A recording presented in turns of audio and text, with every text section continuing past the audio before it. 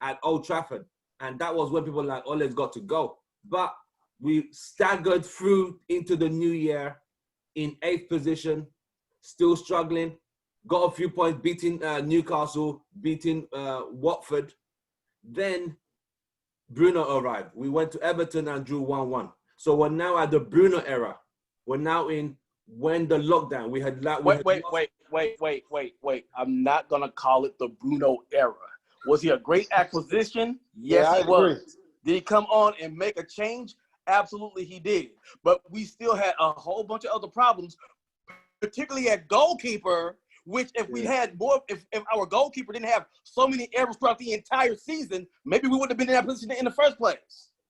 So before we start talking about how great Bruno was, let's look at what the errors really were happening. We had plenty of defensive errors and a lot of errors at goalkeeper. Yes, I agree. Okay. So now we're now at the point of lockdown. We had now had the whole situation. United were at a point whereby no Pogba, no Rashford. We had got injuries. Now the pandemic had now come. We had now restarted the league. Bruno, Pogba, Rashford were now back from injury. Now let's take it from there. Let me start with Marcel. When we came back, our first couple of games, how different were United in the first 3 games after lockdown?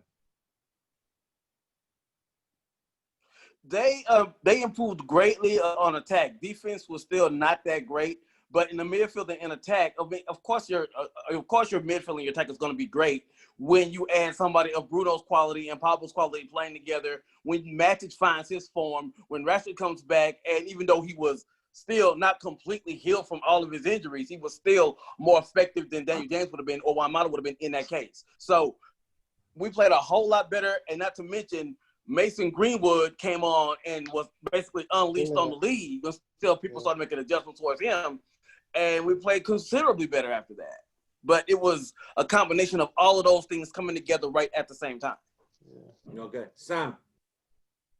Okay, yeah, definitely I'm going to say the pandemic break helped us a lot, especially we improved our fitness level to a different level, because if you see when the first game, our players are like relentless. They're actually running box to box, and the player, especially the Greenwood, players like Greenwood, he was able to unleash, like his true potential because they actually had the break. I feel like our physio, our our whole staff did a remarkable job during the break to keep that thing, keep the motivation going among players. And obviously, each individuals did a fantastic job. So when we actually got back from the break, we actually had a steady midfield. We know how our exact team looks like, which we never had since the beginning of the season because of a lot of injuries, a lot of other concerns over there. And obviously, when Bruno and Pogba came back together and we had a really good midfield, Fred was already playing decent, in the beginning of the season. So he also, there are a lot of pressure off of his shoulder because Bruno and Pogba are doing good jobs.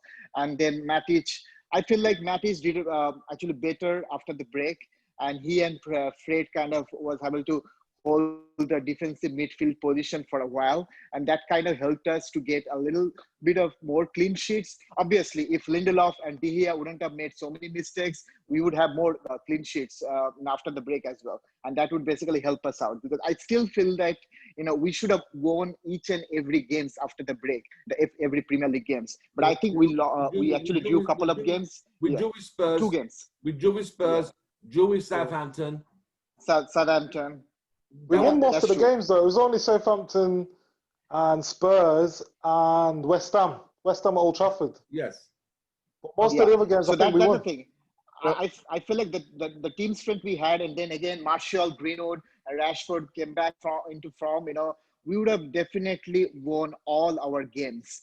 I feel like we blew our chances against those 3 games. So I think we would have actually, we would have actually finished way better in the Premier League table than we were actually. But again, it is what it is. But I was actually happy at least we had good formation in midfield and attacking half in the second half of the season, especially after the break. Again, a lot of concerns about the defense. I hope Lindelof would do a better job.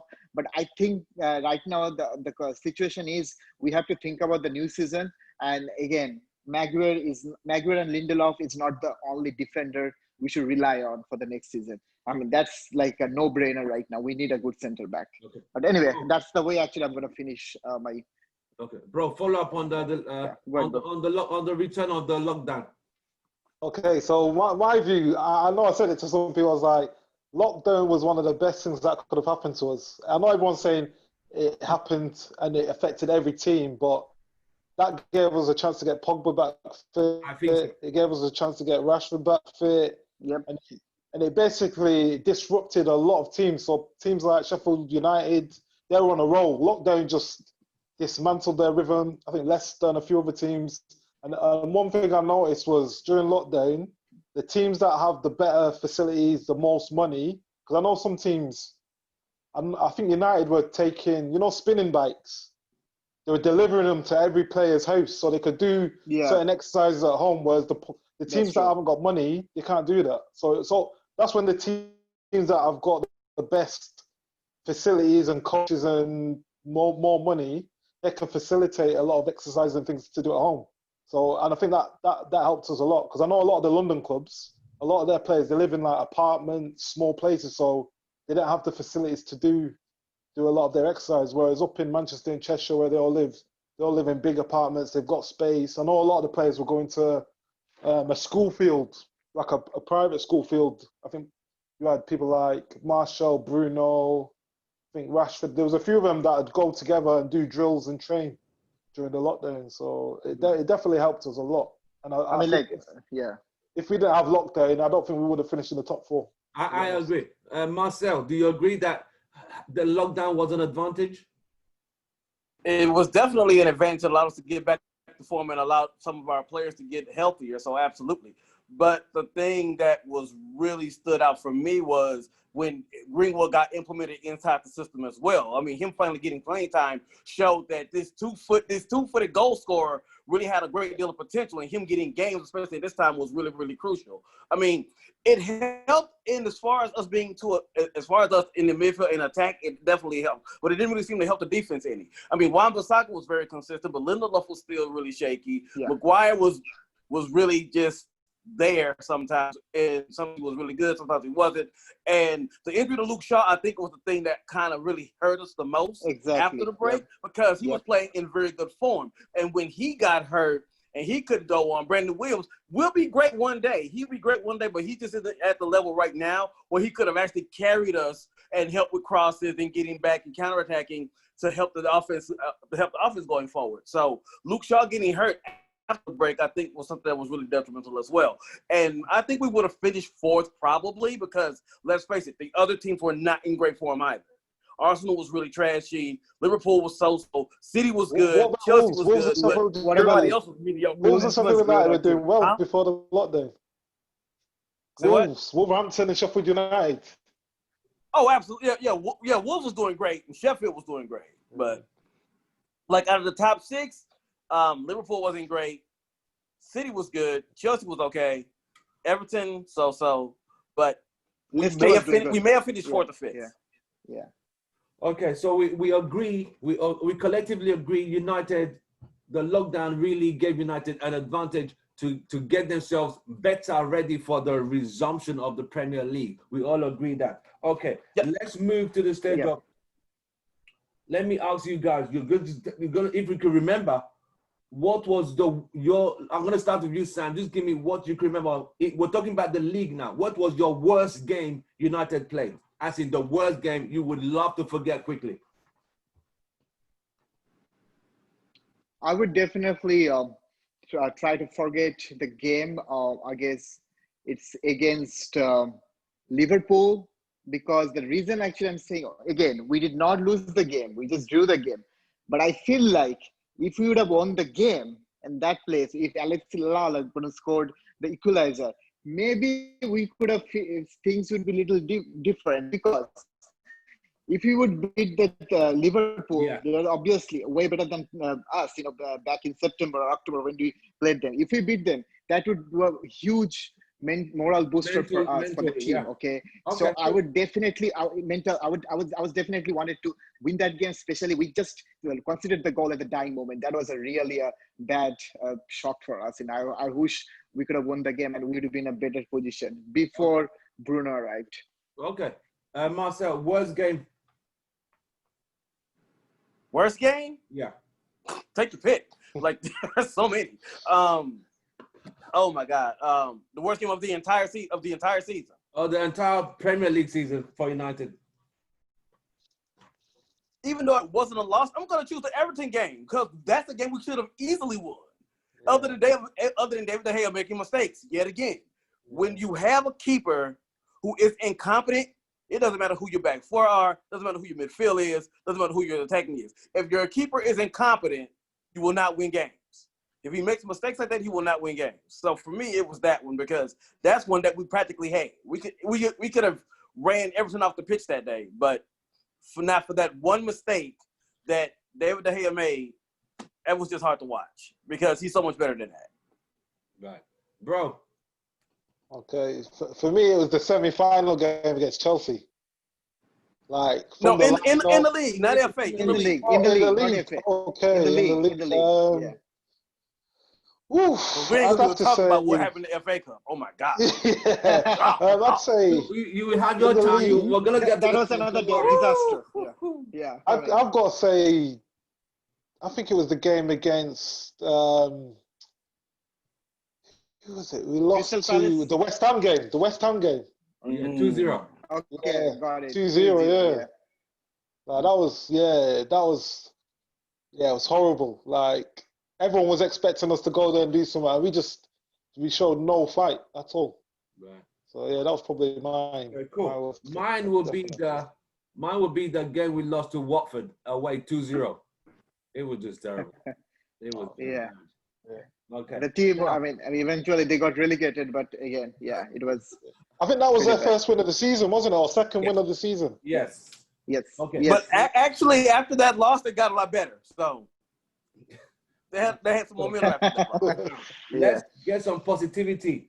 Give me your best Premier League game this season, Sam.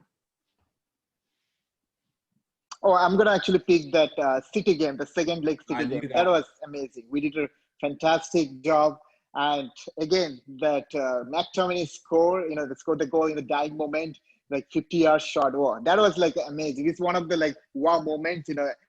Once you just scored the goal, it seems like we achieved something. We actually had a double against City after a long time, and that's one of the best moments for me actually in last season.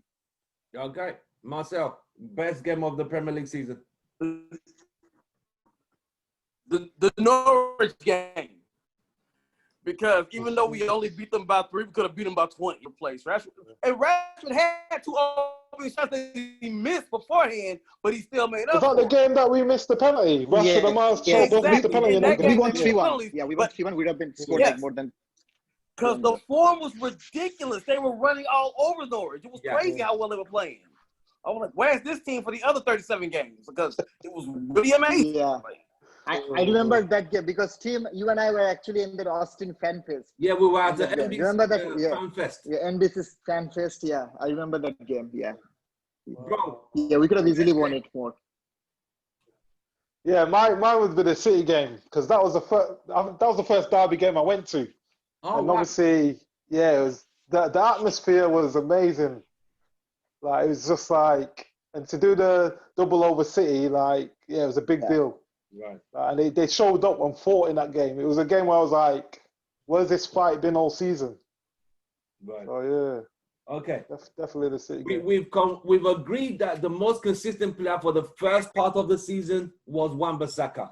Marcel, I don't know if you agreed with that. We agreed that the most consistent player before the first half of the season was Wan-Bissaka. So from Bruno towards lockdown and end of season, who was the best, most consistent player? Sam. That's a tough pick. I mean, I would basically, my top 3 would be Bruno, Martial, and Greenwood. One player. But, one. Yeah, in terms of, I know I have to pick one. So actually, to be honest with you, I'm going to pick Martial in the sense that Martial basically just revived his career again after break. Okay, so he was like totally in a different zone. I know that's the way Martial used to play, But that was something missing, in the beginning of the season. And so he kind of pulled him together. And after a break, he was phenomenal. The way he scored the goal, some of the goals are it's like a treat for the eyes. So I would definitely pick Marshall as the best player in the second half of the season for us. Okay, cool. Marcel, most consistent player after the break and Tony. We don't have to have this conversation anymore. Tony Marshall, it was just it. Like, when was the last time we had any player score a hat trick for Manchester United? Van Persie. RVP, Van Persie, 2013. Van Persie. 7 years. It has to be Tony. It has to be. Okay. I mean, when he and Martial were pushing each other, going towards 20 and 21 goals, it had to be Tony. It was, to me, he just showed another level after the break. Yep. Because he had people feeding him the ball. He was being creative. He was getting back. He was actually playing defense, which, he doesn't always do that. So, for me, it was Tony. I think he was not at his level. So, I'm going to just say that he was not at his potential in the beginning of the season, but he actually found his actual form after the break. Yeah. So, he showed what he is. And that's why he called up in the France national team. I'm very happy for Martial to be called up in the national lineup. Right. Bro, most consistent player after I think it's definitely Martial, 100%. Because the point of the matter with Martial was, even when he wasn't scoring, he was making things happen. He was creating. He was impacting the game. Whereas previously, when he was playing on the left, if he wasn't getting the ball to feet, he wasn't in the game. So definitely Martial. He got a different demeanor towards him, where he was hungry and he was like, I've got the chance to be in Manchester United's number 9, and you could feel like he wanted it more. Definitely. Yeah, he kind of. I think at the start of the season, I think Rashford. I'm sure there was games where Rashford was playing in the middle. Yeah. And he was chopping and changing it. All he didn't quite know his strongest team, and until lockdown, I think that's when he realised this is my strongest team. Before we had Pereira was playing games here and there, and yeah, it was just a bit all over the place. Right. So we all agree Tony Martial was the most consistent player in the resumption after the lockdown. Okay, let's go to the cups quickly. Yep. We got to the League Cup semi-final. We lost the first leg 3-1 at home to United. They were 3-0 down at one point. Rashford got a goal, 3-1. Then went in away, we won 1-0. We lost 3-2. Talk to me about the League Cup, bro. Start with you, bro. League Cup semi-finals. We got to the League Cup semi-final. It was against City, right? Yeah.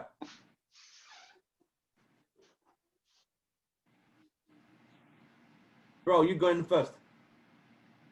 Oh, me first, yeah? Yeah, so for me, I just thought the second game, I think the second half of the first game, we did well. And the second game was very well, but we lost that cup fixture in the first half of the first game. Yeah. I thought Ollie got the lineup wrong, and yeah, we just went at it. Because I remember that's when he started Phil Jones in that game. Phil Jones with Lindelof, and he just, once I see Jones in the back line, yeah, especially against a good team, it's game over. And I think Pereira started in that game, and it's like, I don't think he showed them the respect that he should have showed them. So for me, that was the game when I was like, yeah, Ollie got it wrong. Right. Marcel, League Cup semi-final, Man City, home and away. Where did he go wrong? All right. I heard what you said about Ollie getting it wrong, but I'm going to give begrudgingly props for their due. No one was beating Pep that day. That City squad was ridiculous that day, especially that first half an hour where he made David Silva had those adjustments and played a false 9. That was one of the most brilliant performances I've seen Pep put on since he was at Barcelona. So we weren't going to beat them that day. They were just too good. We could have put up more of a fight, absolutely, and we did in the second half, but that game showed how great Pep can be on his day. In the second game, it showed how great Ollie can be on his day because he made the proper adjustments. He did things that he wasn't doing in the first game, which made us on top in that one. And we could have actually came back in that if they would have just been more attacking and taking more of the chances. But it's one of those situations where, like, the first half an hour, it was already lost because you cannot go behind to a pep squad like that. Not with the quality that we had at the time. So I'm very proud of what they did as far as having fight and everything like that. And it's a shame that we didn't get any trophy, especially that one, because we've actually won that one before. But on that day, Pep had something to prove. And it was a shame that we lost, but we got them back, though. That's why we did the double over them. Okay. Sam. Yep. League Cup semi-final, Man City, home and away. We lost aggregate 3-2. Obviously, like in terms of team strength and statistics, we are far behind in that game, the first leg. Okay, because Pep did a remarkable job. And obviously we conceded the 3 goals in first 40 minutes. So there is no way we could actually get back from there. But the one thing which I feel like maybe things could have been a little better if we actually come up. I don't know if Fred was playing or we started with Pereira. Maybe because we actually had a 1 goal. So Pereira basically is considered a 1 goal for us. Maybe if we couldn't consider the own goal, maybe things would have been a little different in the second leg. And again, I agree. The second leg, Ole did some formation changes, and that really helped us out. And I think Matty scored in that second leg, and we actually won the game 1-0, but that was still not losing in aggregate. But I feel like, the first leg, City could have, City basically ended that semi-final in the first leg. We wish we could have a better formation. And again, Ole still coping up with the injuries. He didn't actually have a full team. So I'm just going to I just gave him a pass for that game because I feel like, he knows what he was doing, but he was still not up to his mark, and he doesn't have the bench strength to put up a good fight. Yeah, Matic got sent off in that game as well. Remember, that's when everyone thought after 1 goal we might get another, and then once he got sent off, that was it. It just killed all hope of it. Okay. That is the best we could do given our team strength back in January, to be honest with you. Yeah. Okay. But if you look at the first game, the team that I started, I've got it up here now. It was a weak team. Like, it was so weak. Let me get it up for you. It was De Gea. Let me get it up again. Yeah, so you had De Gea, Wan-Bissaka, Lindelof, Jones, Williams, Pereira, Fred, James, Lingard, Rashford, and Greenwood. He brought Marshall on for the last 9 minutes. Against Man City, for me, it was like... What was he thinking? What was he thinking? Semi-final, really? I think he was trying to just stifle them and play for a draw, to be honest. Because I don't know why you'd think you could win that game with that team. I think he was more focused on the league. I think he was more focused on the league and the winning streak there. So he was going to willing to sacrifice the League Cup for the league in order to get a 3rd place finish.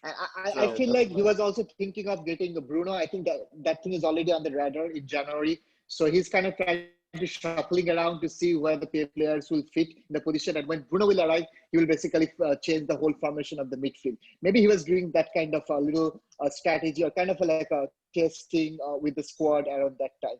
That's kind of totally my personal opinion. Okay, let's go to the FA Cup. Marcel, your favorite part. FA Cup semi-final against Chelsea. What went wrong?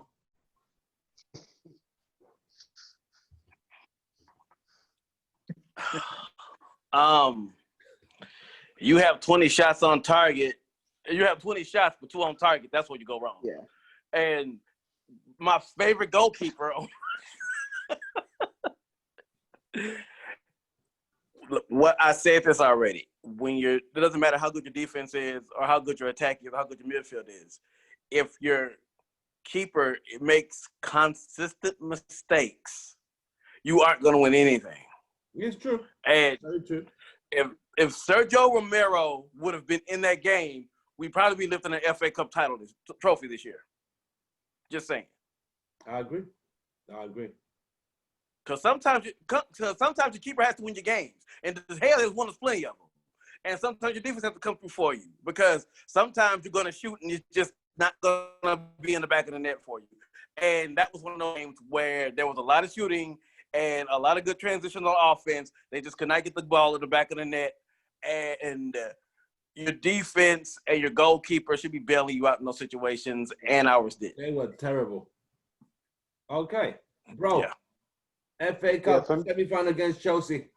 Yeah, for me, that game, we didn't start well. The lineup, he went for 5 at the back. For me, I was just like, we rode a lot of storms in the early parts, but what the turning point for me was when Baye got injured. I think Maguire went for a head, like hit Baye in the back of the head. Yes, Baye And got then after injured. that, Exactly. everything just went out the window. Everyone was shaky, and we just, like Marcel was saying, even when we did get the ball forward, we couldn't hit the target. But it was just, for me, it was either you go and try and win it, or you put out a weaker team. But I always said that he should have gone to try and win it, and then bring your better players off instead of going for the one where you play a weaker team and then try and bring your stronger players on to try and grab it back. For me, it was a tactical. I thought we got it wrong. Either go for the game or sacrifice it and go for the league. I think he was caught in two minds, and they just did it. And like he was saying, Marcel, Romero should have played. Just like in the Europa League, he should have played. Like, for me, it was a disrespect to not playing. Especially considering how well he had been playing the entire tournament. Exactly. That was his tournament. He owned that tournament. It was all anybody who was scoring on us in that tournament. But you want to you want to take him off and put the hair in there for that? No. We know that when it comes to these tournaments, Sergio, who's already a great goalkeeper as it is, that was his to win. He could have won that for us. I really think so. The Europa League as well. All right, Sam. Yeah, there are like a few factors. Yeah, there are a few factors basically cost us the game. First is the team formation, the lineup. You know, like the way we started. I mean, why the hell actually Ole started with Daniel James in the right winger side position? Okay. Oh so, my God. I mean, he should have started with Igalo. Okay, if he really wanted to give chances to his bench players, Igalo should have started there. And again, the formation was totally way off. We are doing really good consistently in the 4-1 PM, in the PL, all the Premier League games. Why would he suddenly change that formation? So that's one thing. Again, we created a lot of chances, even if we didn't play in our full potential in the correct formation. But we're not able to capitalize chances, and obviously that's going to haunt us at the game, and that's what happened. And the third is obviously they have made a fool of himself throughout the game, and Ole needs to take a full responsibility of not playing Romero in that game. You know, like Sergio Romero, if he would have been there, we would definitely play the FA Cup final. I'm not sure we would win the game, but at least we would have a better chance if Romero would be there in the squad for that game. So yeah, so these three factors: formation and team lineup mistake, not capitalize chances at the beginning of the game, and De Gea's poor form actually cost us the game. Okay, now let's move to the Europa Cup. After the break in the Europa, we played the second leg against FC Lask at Old Trafford. For some reason, FC Lask were the better team, but I don't know if United were tired, but we managed to just get through that game. Then we played FC Copenhagen. It was now a new one game, no more two legs, one game. FC Copenhagen, we created 22 chances and scored one penalty. Sevilla, same amount. A lot of chances, one penalty. But defensively, it went wrong. Bro, against Sevilla, what went wrong? Yeah, for me, we had a good game. We fought. We just didn't take our chances. We didn't take our chances, and you could see the game was going. We were getting our chances, and that's when you've got to be brave as a manager and make the substitution, because you can't keep making chances and missing them, especially in a cup competition. For me, if that's a league game, then maybe you get away with it because you know the teams. But Sevilla, they've got a good pedigree in the Europa League. They've won it, is it 5 out of 6 years or 4 out of 6 years? So for me, it was like Rashford wasn't at it. He should have brought on Igalo for me, and shuffled it to try and affect the game. So for me, it was. But the keeper had a very good game, but we just missed a lot of chances. But I thought, to be honest, we were going to get dominated more than what the game was. I thought we played really well, but we weren't clinical. Marcel, Sevilla. No execution on that one. It was really, really hard for me to look at like this group who can score goals on top of goals. Like we had 2 20-goal scorers and one that almost got to 20, and they just could not get over the line when as far as putting the ball in the back of the net. And that was really one of the things that stuck out. And it was hard to watch because you know that this team is better than what they were representing. Rashford had an ankle injury at the time. He shouldn't have even started. He should have been on the bench maybe. But I understand his desire and his passion, and he really wants to play. But if you're hurt, you're hurt. Yeah. And you've been hobbling around wounded for the better part of 3 weeks on that bad back and that bad ankle. You shouldn't have been out there. But this goes to the lack of depth that we have on the squad. Once again, this is one of those things where when you're decimated by injuries at one point of the season and no one is fully back to full health and everything, it could end up hurting your chances more than it can help. And God forbid I say this because I'll never say it again. Jesse Lingard probably should have started in that game. I said that out loud. And if he was fitting enough, maybe Rashford came off the bench and gave him a spark. But it was one of them things where they just did not take their chances, and Rashford wasn't healthy enough. So they really should have just had him sit down and had somebody else come in there and see if they could step up. And that didn't happen. Sam, Sevilla. Yeah, I think the Sevilla game, obviously, we started well. We got a penalty, I guess, within 10 minutes. And then we kind of just blew up our chances. We actually took 20 shots in the goal, and like we kind of scored from a penalty. So that's kind of tell the story that how many chances we missed throughout the game, and it's kind of showing our incompetency that we couldn't actually put the ball in the back of the net. Okay, and at the end, that's kind of cost our chances. But again, one thing we need to understand that I feel like. Rashford, yeah, again, I'm agree with that. Rashford basically shouldn't have started in that game. Maybe Ole should have started with I don't know, Lingard or somebody else.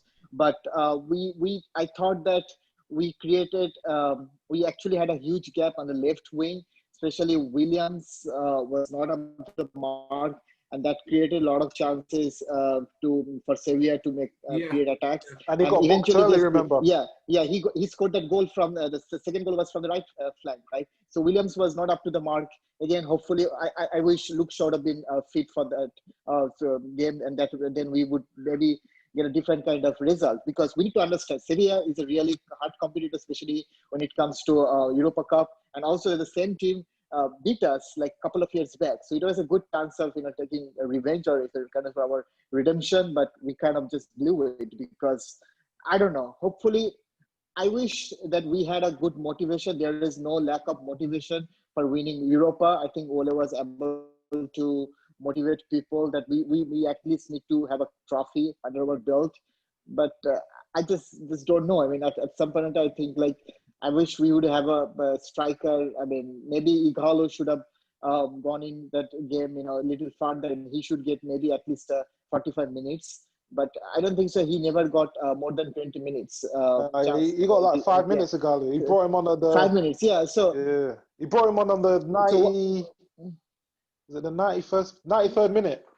That's 93rd minutes. Yeah. So it's pointless. why would they do that? We should have bring him once we considered the second goal. That was at 70th minute, I guess. Yeah. So why don't you put Ighalo in at that time? Yeah. We already was we had 2-1 down. It was a Europa Cup semi-final, and Ole was just sitting comfortably. He was not even coming on that bench, by the sideline. So I just don't get that. Maybe our team was not motivated enough to win Europa, but that's fine. But again, I mean, we need to understand that that if we really want to win trophy, we need to show some aggressive attitude, and that's something that was really missing from Ole. I mean, in that game.